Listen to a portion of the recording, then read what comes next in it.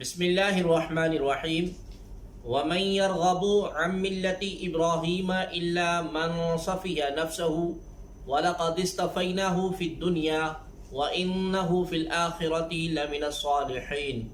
اور ابراہیم کے دین سے وہی منہ پھیرے گا جس نے خود کو احمق بنا رکھا ہو، اور بے شک ہم نے اسے دنیا میں چن لیا، اور بے شک وہ آخرت میں ہمارا خاص قرب پانے والوں میں سے ہے۔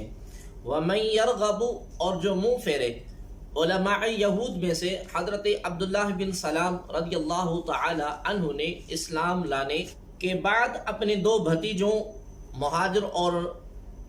مہاجر و سلمہ کو اسلام کی دعوت دی، اور ان سے فرمایا کہ تم کو معلوم ہے کہ اللہ تبارک و تعالی نے توریت میں فرمایا ہے کہ میں اولاد اسماعیل سے ایک نبی پیدا کروں گا جن کا نام احمد ہوگا، ان پر ایمان لائے گا، جو ان پر ایمان لائے گا وہ کامیاب ہے، اور جو ایمان نہ لائے گا وہ ملعون ہے۔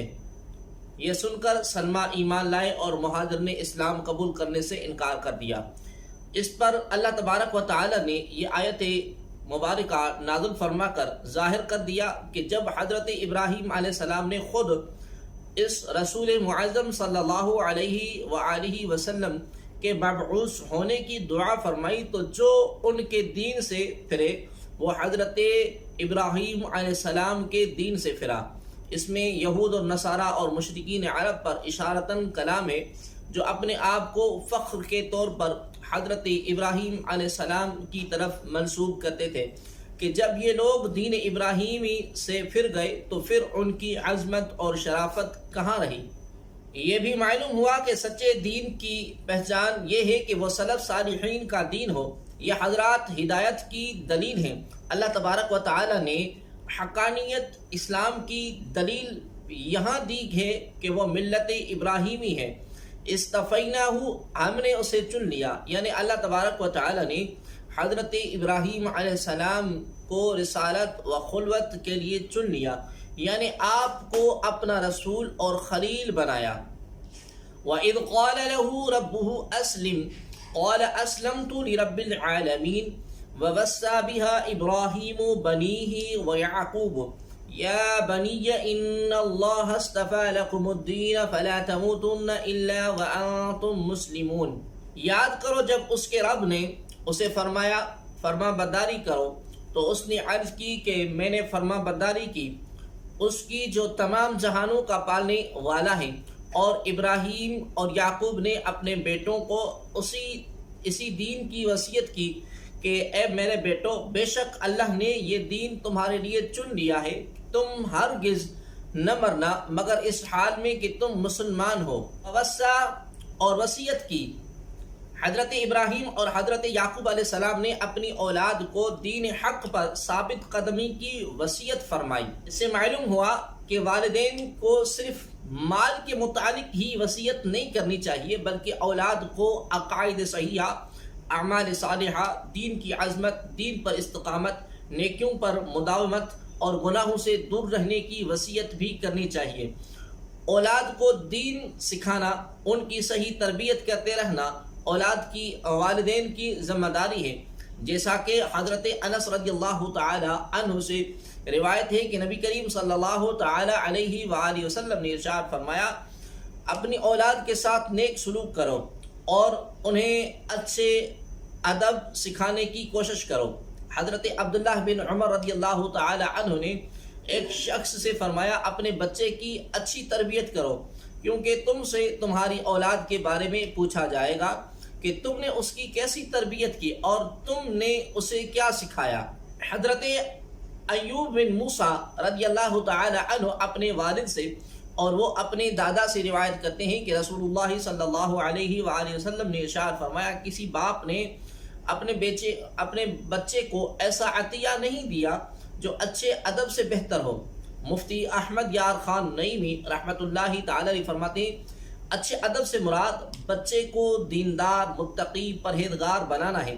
اولاد کے لیے اس سے اچھا عطیہ کیا ہو سکتا ہے کہ یہ چیز دین اور دنیا میں کام آتی ہے۔ ماں باپ کو چاہیے کہ اولاد کو صرف مالدار بنا کر دنیا سے نہ جائے انہیں دیندار بنا کر جائیں جو خود انہیں بھی قبر میں کام آئے،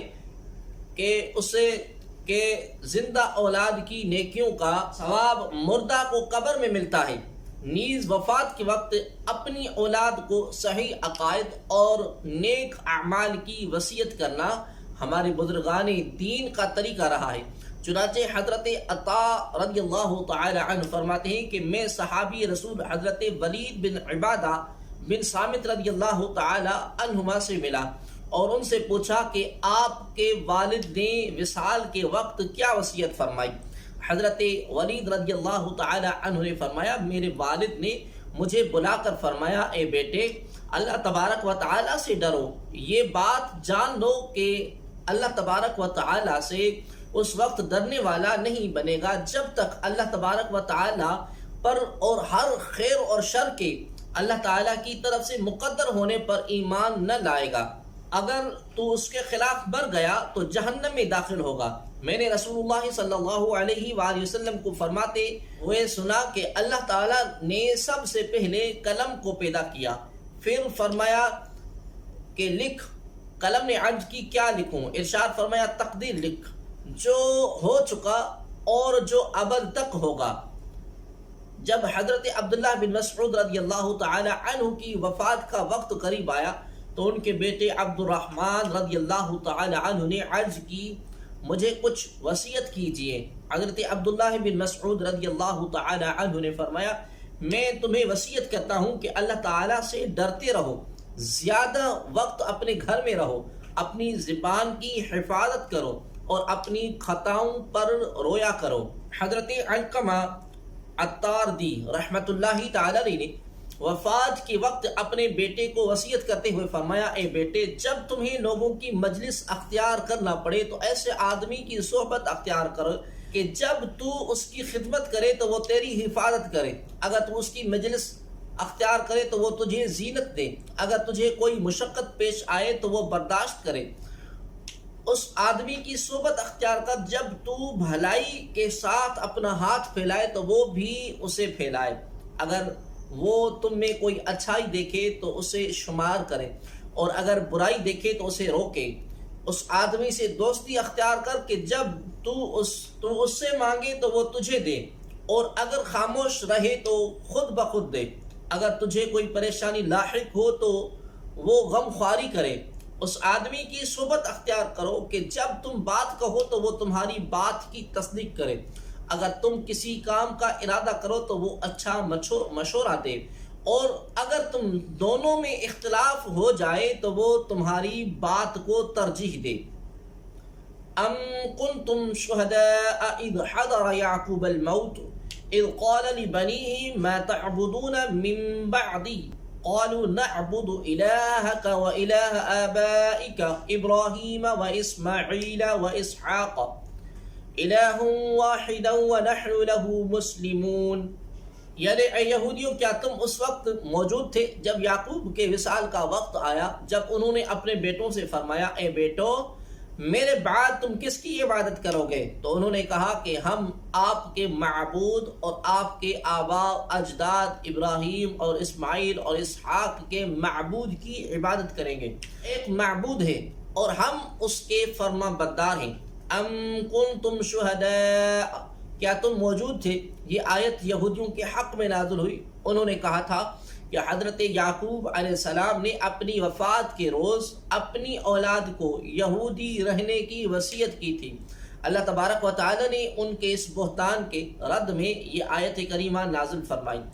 آیت کے معنی یہ ہے کہ اے بنی اسرائیل، کیا تمہارے پہلے لوگ حضرت یعقوب علیہ السلام کے آخری وقت ان کے پاس موجود تھے، جس وقت انہوں نے اپنے بیٹوں کو بلا کر ان سے اسلام اور توحید کا اقرار لیا تھا، اور یہ اقرار لیا تھا جو آیت میں مذکور ہے، وَإِلَٰهَ آبَائِكَ، اور تمہارے باپ دادا کے معبود۔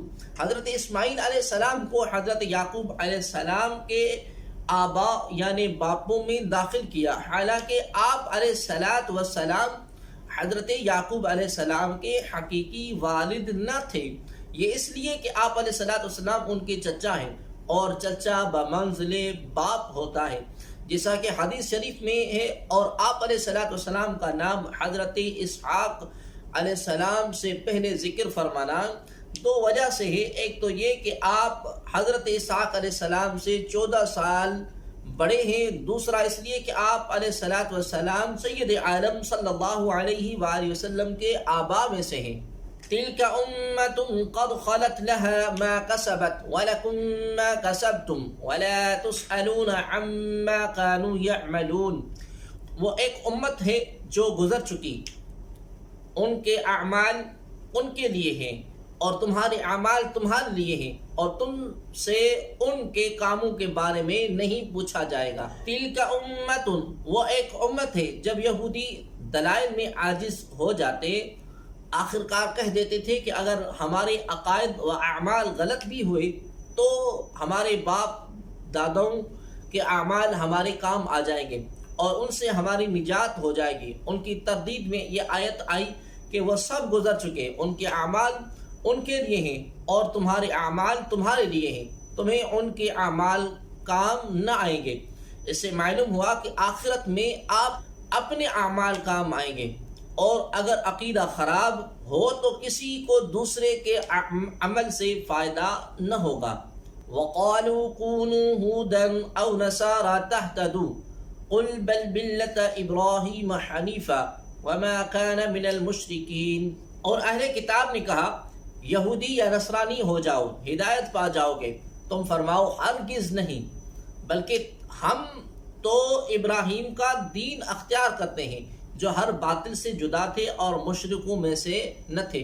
کونو، ہو جاؤ۔ حضرت عبداللہ بن عباس رضی اللہ تعالی عنہ نے فرمایا کہ یہ آیت مدینے کے یہودی سرداروں اور نجران کے عیسائیوں کے جواب میں نازل ہوئی۔ یہودیوں نے تو مسلمانوں سے یہ کہا تھا کہ حضرت موسیٰ علیہ السلام تمام انبیاء علیہ السلام میں سب سے افضل ہیں اور توریت تمام کتابوں سے افضل ہے، اور یہودی دین تمام ادیان سے اعلیٰ ہے۔ اس کے ساتھ انہوں نے حضرت سید کائنات محمد مصطفیٰ صلی اللہ تعالی علیہ وآلہ وسلم انجیل شریف اور قرآن شریف کے ساتھ کفر کر کے مسلمانوں سے کہا تھا کہ یہودی بن جاؤ۔ اسی طرح نصرانیوں نے بھی اپنے ہی دین کو حق بتا کر مسلمانوں سے نصرانی ہونے کو کہا تھا۔ اس پر آیت کریمہ نازل ہوئی، بل ملت ابراہیم، بلکہ ابراہیم کا دین۔ ارشاد فرمایا کہ اے حبیب صلی اللہ تعالی علیہ وآلہ وسلم، آپ یہودیوں اور عیسائیوں کو جواب دیں کہ جب کسی کی پیروی ضروری ہے تو ہم حضرت ابراہیم علیہ السلام کے دین کی پیروی کرتے ہیں جو تمام فضائل کا جامع ہے۔ حضرت ابراہیم علیہ السلام ہر باطل سے جدا تھے اور وہ مشرکوں میں سے نہ تھے۔ اس میں اشارتاً یہودیوں، عیسائیوں اور ان تمام لوگوں کا رد کر دیا گیا جو مشرک ہونے کے باوجود ملت ابراہیمی کی پیروی کا دعویٰ کرتے تھے کہ یہ لوگ اپنے آپ کو ابراہیمی بھی کہتے ہیں اور شرک بھی کرتے ہیں، حالانکہ ابراہیمی وہ ہے جو حضرت ابراہیم علیہ السلام کے دین پر ہو، اور حضرت ابراہیم علیہ السلام مشرک نہ تھے، جبکہ مشرک ہو تو ابراہیمی کیسے ہو گئے؟ اس سے دو مسئلے معلوم ہوئے۔ ایک یہ کہ حضرت ابراہیم علیہ السلام کو رب تعالیٰ نے وہ مقبولیت عامہ بخشی ہے کہ ہر دین والا ان کی نسبت پر فخر کرتا ہے۔ دوسرا یہ کہ صرف بڑوں کی اولاد ہونا کافی نہیں، جب تک بڑوں کے سے کام نہ کریں۔ قولوا آمنا باللہ وما انزل الینا وما انزل الی ابراہیم واسماعیل واسحاق ویعقوب والاسباط وما اوتی موسیٰ وعیسیٰ وما اوتی النبیون من ربهم لا نفرق بین احد منہم ونحن له مسلمون۔ اے مسلمانوں، تم کہو ہم اللہ پر اور جو ہماری طرف نازل کیا گیا ہے اس پر ایمان لائے، اور اس پر جو ابراہیم اور اسماعیل اور اسحاق اور یعقوب اور ان کی اولاد کی طرف نازل کیا گیا اور موسیٰ اور عیسیٰ کو دیا گیا، اور جو باقی انبیاء کو ان کے رب کی طرف سے عطا کیا گیا، ہم ایمان لانے میں ان میں سے کسی کے درمیان فرق نہیں کرتے، اور ہم اللہ کے حضور گردن رکھے ہوئے ہیں۔ قولو، تم کہو، یہاں انبیاء کرام علیہ السلام سے متعلق چند باتیں یاد رکھیں۔ نمبر 1، تمام انبیاء کرام علیہ السلام اور تمام کتابوں پر ایمان لانا ضروری ہے۔ جو کسی ایک نبی علیہ السلام یا ایک کتاب کا بھی انکار کرے وہ کافر ہے۔ البتہ انبیاء کرام علیہ السلام کی تعداد مقررہ نہ کی جائے، کیونکہ انبیاء کرام علیہ السلام کی تعداد کسی قطعی دلیل سے ثابت نہیں ہے۔ نمبر 2، انبیاء کرام علیہ السلام کے درجوں میں فرق ہے، جیسے کہ تیسرے پارے کے شروع میں ہے، مگر ان کی نبوت میں فرق نہیں۔ نمبر 3، انبیاء کرام علیہ السلام میں فرق کرنے سے منع کیا گیا ہے، وہ اس طرح کہ بعض نبیوں کو مانیں اور بعض کا انکار کریں۔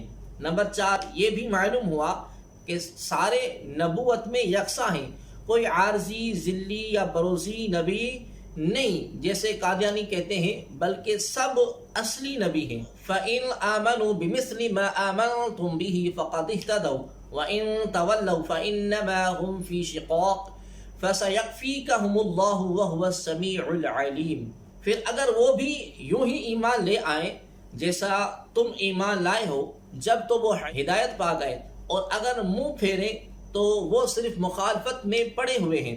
تو اے حبیب صلی اللہ علیہ وسلم، ان قریب اللہ ان کی طرف سے تمہیں کافی ہوگا، اور وہ سننے والا، جاننے والا ہے۔ بِمِثْلِ مَا آمَنْتُمْ بِهِ، تمہارے ایمان کی طرح۔ یہودیوں کو صحابہ کرام رضی اللہ تعالی عنہم کی طرح ایمان لانے کا فرمایا۔ اس سے معلوم ہوا کہ صحابہ کرام رضی اللہ تعالی عنہم کا ایمان بارگاہ الہی میں معتبر اور دوسروں کے لیے مثال ہے۔ فَسَيَكْفِيكَهُمُ اللَّهُ، تو عن قریب اللہ تمہیں ان کی طرف سے کفایت فرمائے گا۔ یہ اللہ تبارک و تعالیٰ کی طرف سے ذمہ ہے کہ وہ اپنے حبیب صلی اللہ علیہ وآلہ وسلم کو غلبہ عطا فرمائے، اور اس میں غیب کی خبر بھی ہے کہ آئندہ حاصل ہونے والی فتوحات کا پہلے سے اظہار فرمایا۔ چنانچہ اللہ تبارک و تعالیٰ کا یہ ذمہ پورا ہوا اور غیبی خبر صادق ہو کر رہی۔ کفار کے حسد و دشمنی اور ان کے مکاریوں سے حضور پر نور صلی اللہ علیہ وآلہ وسلم کو کوئی ضرر نہ پہنچا۔ حضور نبی اکرم صلی اللہ علیہ وآلہ وسلم کو فتح نصیب ہوئی، بنی قریظہ قتل ہوئے، جبکہ بنی نذیر جلا وطن کیے گئے، اور یہودی اور نصارہ پر جزیہ مقرر ہوا۔ صبغۃ اللہ ومن احسن من اللہ صبغہ ونحن له عابدون، ہم نے اللہ کا رنگ اپنے اوپر چڑھا لیا، اور اللہ کے رنگ سے بہتر کس کا رنگ ہے، اور ہم اس کی عبادت کرنے والے ہیں۔ صبغۃ اللہ، اللہ کا رنگ، جس طرح رنگ کپڑے کے ظاہر اور باطن میں سرایت کرتا ہے، اسی طرح اللہ تبارک و تعالیٰ کے دین کے سچے عقائد ہمارے رگوں پے میں سما گئے ہیں۔ ہمارا ظاہر، ہمارا باطن اس کے رنگ میں رنگ گیا ہے۔ ہمارا رنگ ظاہری رنگ نہیں جو کچھ فائدہ نہ دے، بلکہ یہ نفوس کو پاک کرتا ہے۔ ظاہر میں اس کے آثار ہمارے اعمال سے نمودار ہوتے ہیں۔ عیسائیوں کا طریقہ تھا، جب اپنے دین میں کسی کو داخل کرتے یا ان کے یہاں کوئی بچہ پیدا ہوتا تو پانی میں زرد رنگ ڈال کر اس میں اس شخص یا بچے کو گوتا دیتے اور کہتے کہ اب یہ سچا عیسائی ہو گیا۔ اس کا اس آیت میں رد فرمایا کہ یہ ظاہری رنگ کسی کام کا نہیں ہے۔ قُلْ أَتُحَاجُونَنَا فِي اللَّهِ وَهُوَ رَبُّنَا وَرَبُّكُمْ وَلَنَا أَعْمَالُنَا وَلَكُمْ أَعْمَالُكُمْ وَنَحْنُ لَهُ مُخْلِصُونَ۔ تم فرماؤ، کیا تم اللہ کے بارے میں ہم سے جھگڑتے ہو، حالانکہ وہ ہمارا بھی رب ہے اور تمہارا بھی، اور ہمارے اعمال ہمارے لیے ہیں اور تمہارے اعمال تمہارے لیے ہیں، اور ہم خالص اسی کے ہیں۔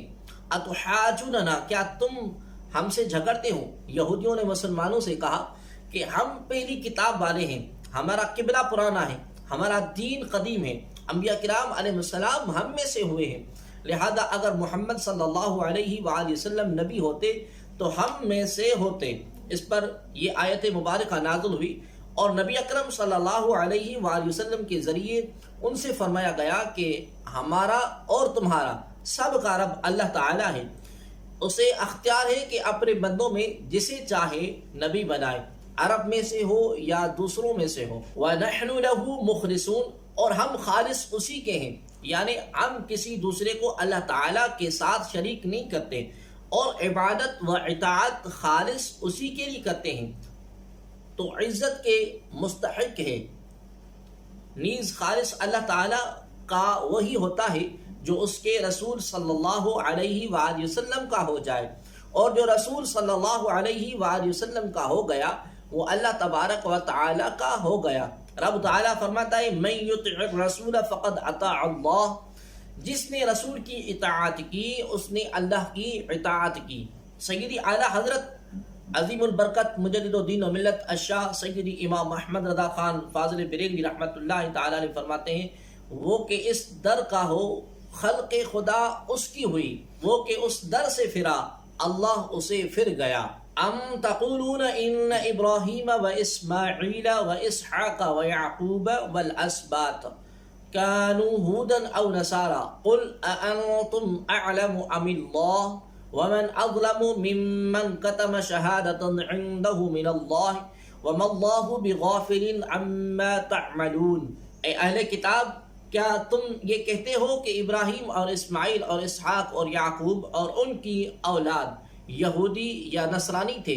تم فرماؤ کیا تم زیادہ جانتے ہو یا اللہ؟ اور اس سے بڑھ کر ظالم کون ہے جس کے پاس اللہ کی طرف سے کوئی گواہی ہو اور وہ اسے چھپائے، اور اللہ تبارک و تعالی تمہاری اعمال سے بے خبر نہیں۔ ام تقولون، کیا تم کہتے ہو، یہودی کہتے تھے کہ حضرت ابراہیم علیہ السلام یہودی تھے، اور عیسائی کہتے تھے کہ عیسائی تھے۔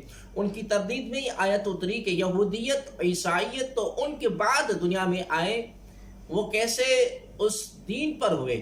ومن اظلم ممن، اور اس سے بڑھ کر ظالم کون ہے؟ اللہ تعالیٰ کی گواہی کو چھپانے والا بڑا ظالم ہے، اور یہ یہودیوں کا حال ہے جنہوں نے اللہ تعالیٰ کی شہادتیں چھپائیں جو توریت شریف میں مذکور تھی کہ محمد صلی اللہ تعالی علیہ وآلہ وسلم اس کے نبی ہیں، اور ان کے یہ اوصاف ہیں، اور حضرت ابراہیم علیہ السلام مسلمان ہیں، اور دین مقبول اسلام ہے، نہ کہ یہودیت اور نصرانیت۔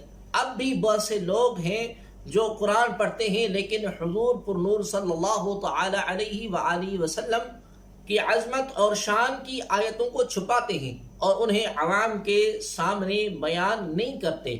تلک امت قد خلت لها ما كسبت ولكم ما كسبتم ولا تسألون عما كانوا يعملون۔ وہ ایک امت جو گزر چکی ہے، ان کے اعمال ان کے لیے ہیں اور تمہاری اعمال تمہارے لیے ہیں، اور تم سے ان کے کاموں کے بارے میں نہیں پوچھا جائے گا۔ تلک امت، وہ ایک امت ہے۔ اس آیت میں یہودیوں کو ایک بار پھر تنبیہ کی گئی کہ تم اپنے اسلاف کی فضیلت پر بھروسہ نہ کرو، کیونکہ ہر ایک سے اس کے اعمال کی پوچھ گچھ کی جائے گی۔ اس میں ان مسلمانوں کے لیے بھی نصیحت ہے جو اپنے ماں باپ یا پیر و مرشد وغیرہ کے نیک اعمال پر بھروسہ کر کے خود نیکیوں سے دور اور گناہوں میں مصروف ہیں۔